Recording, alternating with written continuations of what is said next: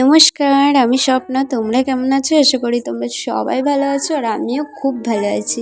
তো আজকে ইন্ট্রোটা একটু অন্যভাবে শুরু করলাম। তো কেমন লাগছে অবশ্যই তোমরা কমেন্ট করে জানিও যে ভালো লাগছে কি না কি খারাপ লাগছে, যাই হোক যেমন লাগছে কমেন্ট করে জানিয়ে দিও। তো রোজের মতো আজকেও ভিডিও শুরু করে দিয়েছি। তো দেখো বাইরে বৃষ্টি আরম্ভ হয়ে গেছে আর আজকে না ঘুমটা ভেঙেছে বরমশাইয়ের ফোনের আওয়াজে। ও অনেকটা আগেও উঠে গেছে, উঠে পাশে ফোন ঘাঁটছে, ওই আওয়াজে ঘুমটা ভেঙে গেছে। তো তারপরে বাইরে উঠে দেখি, জানলাটা খুলে দেখি বাইরে অনেক বৃষ্টি পড়ছে। তারপরে বরমশাই উঠে যাওয়ার পর আমি কিছুক্ষণ বসে বসে বৃষ্টি দেখছিলাম আর কি। আমার বৃষ্টি দেখতে না অসম্ভব ভালো লাগে। তো আমার মতো কার কার বৃষ্টি দেখতে ভালো লাগে অবশ্যই কমেন্ট করে জানিও। আর গাইস প্রায় জানো তো 1 থেকে 2 বছর মানে আমি বৃষ্টিতে ভিজিনি। কারণ বৃষ্টিতে ভিজতে ভালো লাগে, বাট এখানে না বৃষ্টিতে ভেজা হয় না, কারণ সকালবেলা একবার স্নান করে নিই, আবার পরে আবার বৃষ্টি পড়লে তখন আবার ভিজবো, ওই কারণে আর মানে ভেজার সেই এটা হয় না। তো ওই জন্যেই 1-2 বছর পুরো বৃষ্টিতে ভেজা হয় না। তো আর বরমাসে ভিজতেও দেয় না খুব একটা বৃষ্টিতে, কারণ শরীর খারাপ করে। আমার চুলটা বড় তো অত সহজে শুকাতে চায় না, এবার ওই কারণে আর কি। কিন্তু যখন স্নান করি তখন যদি বৃষ্টি পড়ে তো সেই সময়টা আর কি একটু ভিজি।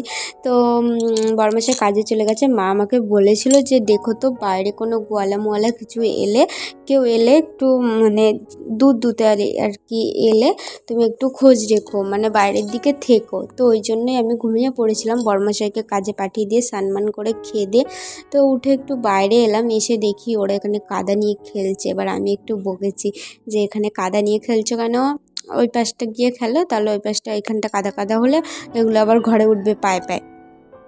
তো ওই জন্য ওরা আবার ওই দিকটায় চলে গেল। তো ওখানে চালের পর থেকে যাচ্ছিলো, তো ঠাম্মাটা ওদেরকে বলছিল কিরে কিরে এরকম করছিল। আমি ওই জন্য আর কি হাসছিলাম। তো আমাকে বলছিল রান্না বসিয়ে দিয়েছে, আমি ঘাড় নাচাচ্ছি, না বসাইনি এখনও।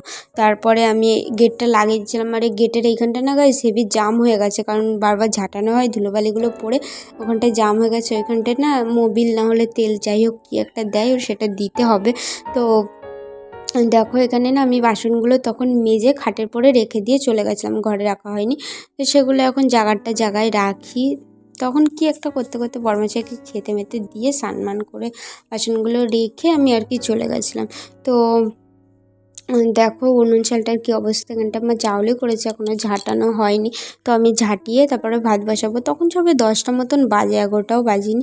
ওই জন্য আর কি ভাতটা বসাইনি, কারণ 8টার সময় রেডি বেড়ে উঠি, আবার 2 ঘন্টা পরেই আবার এই জন্য একটু দেরি করে বসাই, 11টার দিকে বসাই, 1টার মধ্যে ভাত তরকারি সব রেডি হয়ে যায়। তো দেখো তারপরে আমি ওই দিকটায় যাচ্ছিলাম, কারণ ওই দিকটা না গাইজ কী অবস্থা চলো তোমাদের সাথে শেয়ার করি। দেখো গাইজ মানে এত বৃষ্টি হয়েছে, তারপর পুরো চারিদিক কাদা কাদা, মানে কোথাও একটু পা রাখার মতন জায়গা নেই, চারিদিকে কাদা।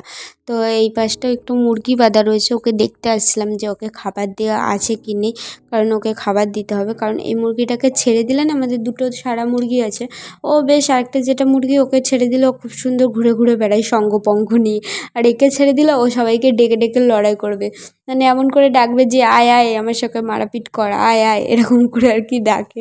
তো সেই করে করে ওই জন্য ওকে আর কি বেঁধে রাখা হয়েছে, কারণ বারবার যদি এরকম লড়াই করে না তাহলে মানে মরে যাবে মুরগিটা, গায়ে রক্ত বেরিয়ে ছালমাল আর কি হয়ে যাবে। কারণ ওই মুরগিটার থেকে এর গায়ে কোনো মাংসই নেই, আর না ঠিকঠাক মতন খায়ও না। এবার ওই জন্য বরমশাই সকালবেলা 2টো মুড়ি না ধান দিয়ে গিয়েছিলো, তারপরে আমি আবার একটু চাল নিয়ে গিয়ে দিচ্ছি যাতে মানে খায় আর কি, কারণ খেতেই চায় না। সেই মুরগিটাকে দিলে ও কত সুন্দর খেয়ে নেয়, মানে ওর এত খাওয়ার চাহিদা, মানে বাইরের থেকে ঘুরে তো খাবেই, তারপর সন্ধ্যেবেলায় যখন ঘরে ঢুকবে, ঘরে ঢুকেও রান্নাঘরের এদিক ওদিক দেখবে যে কোনো খাবার মাবার কিছু পড়ে আছে কিনা। আর গাইস মানে মুরগিরা জানেন মানে লঙ্কা পর্যন্ত খায়, মানে শুকনো লঙ্কা আর কি বাটিতে রাখা থাকে মাঝে মাঝে ভেজে, মানে শুকনো লঙ্কা ভাজা রাখা থাকে আলু ভাতে মাখানোর জন্য।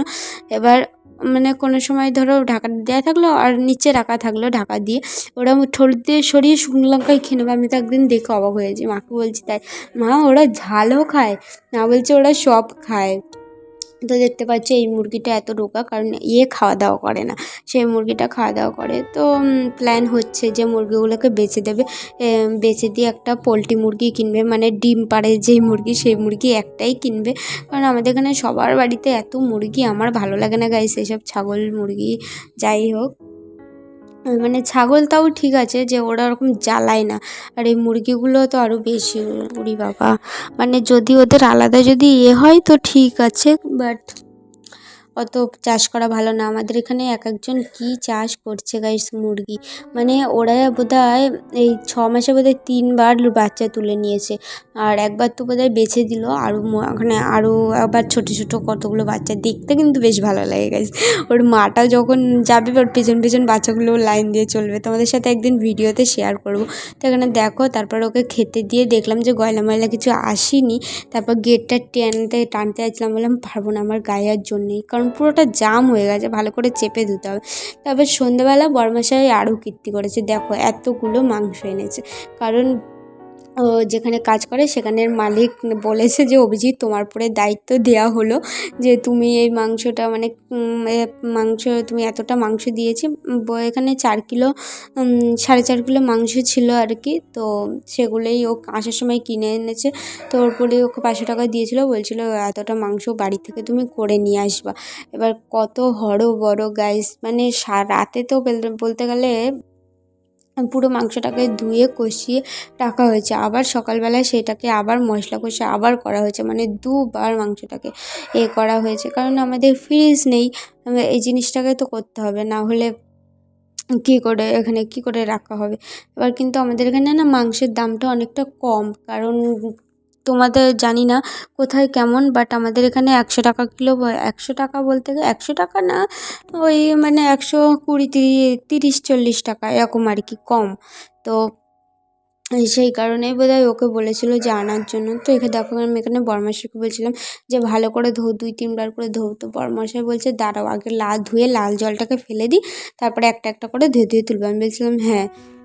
তো দেখো এখানে তারপর আমি ভিডিও করছিলাম, তার ভিডিওটা বন্ধ করে আমি আরও 2জন মিলে ধুয়ে নিয়েছি। তারপর এখানে নুন হলুদ তেল দিয়ে একটু মাখিয়ে রেখে দিয়েছি। আর এদিকে দেখো মশলা কষা হচ্ছিলো। প্রথমে মশলা একটা কড়াইতে কষে নিয়ে তারপরে হাবাব করছিলো, তো এখানে ভিডিও করছিলো। আমি বলছিলাম দেখো কত মাংস রান্না হচ্ছে, আমরা এত খাই, এরকম ভিডিও করছিলাম আর কি। এদিকে উনুনে একটা করা হচ্ছিলো, গ্যাসে একটা করা হচ্ছিলো। এপাশে আমি মাংসটা রাঁধিয়ে এখানে মায়ে আর ও মিলেই করছিলো, এই পাশে ও করছিলো, এই পাশে মা করছিলো। মা কোথায় একটু উঠে গেছিলো, বড়মশাই বলছিলো তুমি বসো একটু, নাহলে নিচে লেগে গেলে নাড়তে হবে। আমি বললাম হ্যাঁ ঠিক আছে হোক না, আমি তো বসে আছি। তাই আমি দেখছিলাম হালকা একটু হাত দিয়ে নেড়ে নেড়ে যে কী হয়েছে না হয়েছে। তারপরে পরের দিন সকালবেলা তো বড়মশাই কাজে বেরাবে, এখনও বেরায়নি। তারপর দেখো আমি একটু ভিডিও করছিলাম, ঘরের ভিডিও, কারণ তোমরা ঘর গুছানোর ভিডিও দেখতে অনেক ভালোবাসো, আমি দেখেছি আর কি। তো দেখো বিছনা বিছানাটা প্রথমে গুছিয়ে নিচ্ছিলাম, মানে বিছনাটা গুছিয়ে নিয়েছিলাম, ঝাড়াটা আর কি হয়নি। তারপর আনলা মাল্লা যেসব আর কি রোজগারের যা থাকে, আড়াই মাড়াই যেসব জামা প্যান্ট থাকে সব ভাঁজ করে আনলায় রাখলাম। আর এদিকে জানলা দুটো ঝাঁটিয়ে নিলাম, কারণ এই জানলা দুটো রোজই ঝাঁটাতে হয়, না হলে এখন বলেছিলাম না গাইস পিঁপড়ের ভীষণ উৎপাত। তো সেগুলো আর কি, আর গোপালকেও মানে লকুনদানা বাতাসা বা মিষ্টি কোনো খাবার দিলে না ভীষণ পিঁপড়ে লেগে যায়। তো সেই জন্য আর কি মানে জানলাগুলো ঝাঁটাতে হয়, কারণ ওদের এন্ট্রি হয় গাইস জানলা দিয়ে। তো এখানে দেখো তারপরে সব কিছু করে আমি ঘরদোর ঝাঁটিয়ে নিচ্ছিলাম আর কি। আর ওই দিকটা ভালো করে ঝাঁটিয়ে নিচ্ছিলাম, চৌকির তলামলা সব কিছু। তো ঝাঁটাতে তোমার সাথে একটু কথা শেয়ার করি গাইস। মানে আমার একটা ফেসবুক আইডি আছে, তো সেখানেও আমি ভিডিও পোস্ট করি। যারা মানে ভিডিও দেখতে চাও, সেখানে আমার ছোটো রিল বা ছোটো ভিডিও পোস্ট করা হয়। যারা দেখতে চাও অবশ্যই কমেন্ট করো, আমি আমার ফেসবুক আইডির লিঙ্কটা আমার নিচে কমেন্ট বক্সে দিয়ে দেবো। অবশ্যই তোমরা ফলো করো আমার আইডিটাকে, মানে আরও নতুন ভিডিও দেখতে পারবে, মানে শর্ট ভিডিও আর কি। মানে এগুলো তো লং ভিডিও, আর এগুলো লং বলতে গেলে শর্ট মিনি ব্লগ আর কি শেয়ার করা হয়। তো তোমরা চাইলে দেখো, ওই জন্যই আর কি বলা। আর গাইস আমার তোমাদের মানে ভিডিওগুলোতে একটুখানি ভালোবাসা দিও, একটু সাপোর্ট করো, একটু কমেন্ট করো, জানিও যে তোমাদের ভালো লাগছে না খারাপ লাগছে, এই জিনিসগুলো একটু জানিও, তাহলে আমারও ভিডিও বানাতে অনেকটা ইচ্ছা হবে। তো আমি আর কি ভিডিও অনেক দিন পরই পোস্ট করি, কারণ রেগুলার না পোস্ট করে হয়ে ওঠে না, যখন সময় হয় তখনই করি। আগে যেমন 3 দিন ছাড়ে একটা করে ভিডিও দিতাম, আর এখন তো 3 দিন কি, এখন বোধহয় সপ্তাহে একটা বড় ভিডিও আসে, কারণ ভিডিও করাটা মুশকিল কিছুই না, কিন্তু মানে ওই যে আলিশি ভাবটা না সেই জিনিসটা চলে আসে।